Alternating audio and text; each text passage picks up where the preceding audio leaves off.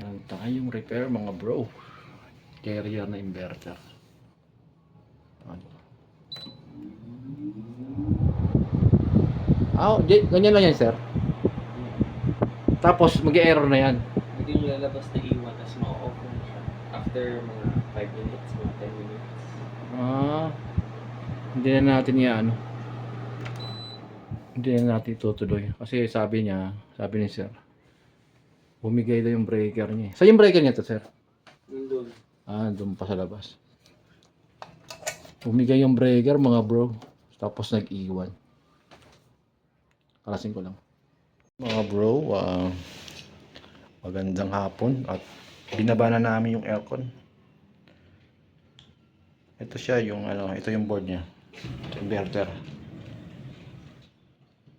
So, ang problema nito malamang sa transistor kadalasan nito eh.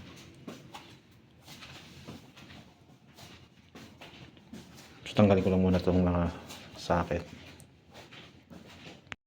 Ito mga bro yung board ng carrier.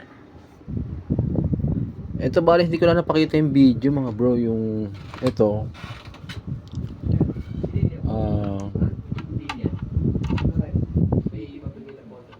itong regulator na to.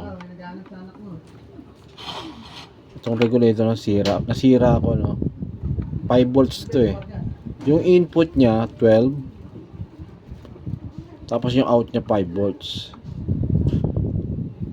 Ngayon nung kinabitan ko siya ng regulator, effect, umiinit din tong regulator. Nung kinabitan ko siya ng bagong regulator, ang problema naman itong IC na to, yung 393. Ito nagkaroon ng problema. So nagpalit ako ng 393. Pagkapalit ko ng 393, umilaw na yung niya dito, yung lights niya. Ito LED light niya. Ilawan ko lang. Ayan kita niyo yung lead 1. Yung lead 1. Ito yung lead 1. Ayan pansin nyo guys, lead 1. Umilaw yan nung pinilitan ko ng IC. Ang problema, nagkaroon siya ng umilaw yung LED. Ang problema naman yung kanyang itong PWM.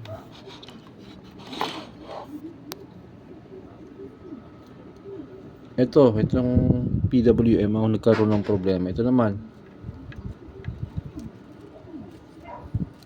mataas yung kanyang AC rito sa gate at saka sa emitter ng IGBT natin. Pag tinester mo siya, nasa 30 volts. Bali anong nangyari, nasibak ko yung sira yung nailagay kong IGBT dito. Saka nagpalit ako ng bridge type diode itong diode na to. Palit ako niyan. So sabi ko sa may-ari, the best talaga, palitan na lang siya ng bagong board kasi wala tayong makunan nito eh. Wala tayong makunan ng IC nito. Kung meron tayong kaparehas itong board nito, pwede natin kahuyin, kaya lang wala eh. Bali guys, hanapan na lang natin ng board na bagong board nitong carrier na board na window type. 2,000 years later. Mga bro, balik tayo. Bali itong board na to, napalitan na natin ito ng bago eh. Bago na itong board na to mga bro. Ngayon testing natin. Dahil ang problema nito yung dati, yung kanyang IGBT sa kayong diode sa putok pumutok. Ngayon testing natin itong board na to.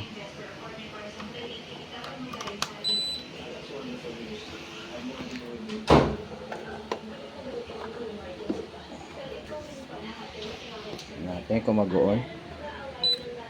Yan, nag-on yung kanyang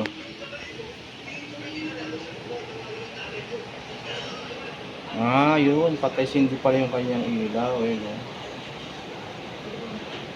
Dapat ganyan. Yung isa kanina dati. Yung dati kasi, ano eh, wala siyang wala siyang lights na ganyan. Eh, meron na. Matagal mag-on to, mga 1 minute yata.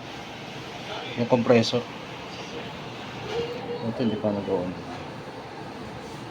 Pero pag nag-on ng aircon kuya, kasi di ba pag ganyan, automatic siya. Oo. Minamanual ba? Dapat ba i-manual pa? Para hindi maano. Pwede rin. Nasa remote naman yan eh. Oo. Gumana na siya. Yung compressor na lang hintayin natin gumana.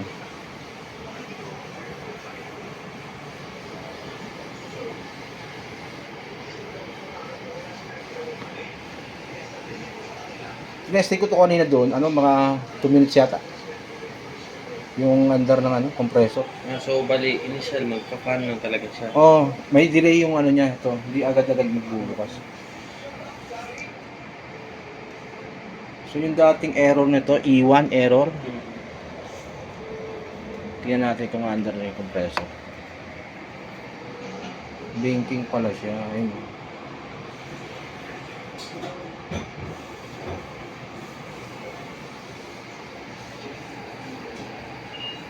Kamaringan kayo guys. Hintayin natin kung ilang minuto siya mag-on. Meron dito. Wala pa siya. Yan na guys, sumingay na yung compressor. Saka kung hawakan dito, Iinit. mainit siya. Oh. At mapipil natin dito na malamig na, ayun oh. Okay na guys, yung air conditioner. So success yung ating pagbili ng board na bago, no? Galing pang galing pang Quezon City tong board na to eh. Taga saan ba kuya dyan, ha? Dito lang ako sa may San Jose. Sakay lang. Naglilinis hindi ng aircon. Opo, cleaning sa repair. Saka sa rep. Kasi kung magpalinis kami nung isa ba? Pwede. Sige. Hingit Ikaw ba yung tumawag kanina? O miss call wala? Sa Rose ata yun. May number kanina Hindi ako Okay na mga bro. Talagang board lang talaga yung sira. Yung compressor gumana. Yung niya. Yung kanyang fan, hindi naman inverter. So, mag-start kagad siya, no? Talagang may delay talaga tong kanyang Ayun, mainit na. So, mainit na yung bugan rito sa yung bugan ng ng condenser, mainit na rin. Pero mas okay man yun, di ba kuya? Na parang mag-start muna sa fan. Hindi, naka-design siya sa fan muna talaga siya. Huli na to. Huli na tong under ng compressor. Ganun talaga takbo niya. Oo. Naka-design niya, ito na yung huli talaga siya gagana. Yan guys, rinig niyo yung ingay ng compressor. Okay na. Success. Kasi pag malinis na lang kami pa, ikaw na lang. Oh, yun no. Cleaning ko. Sama. Okay lang sir. Malapit lang naman ako. Sakay lang ako dito eh. Diyan ako sa San Jose. Hanggang dito na lang po yung video natin. And thank you for watching. Maraming salamat sa lahat ng mga nanonood. At huwag kalimutan mag-subscribe.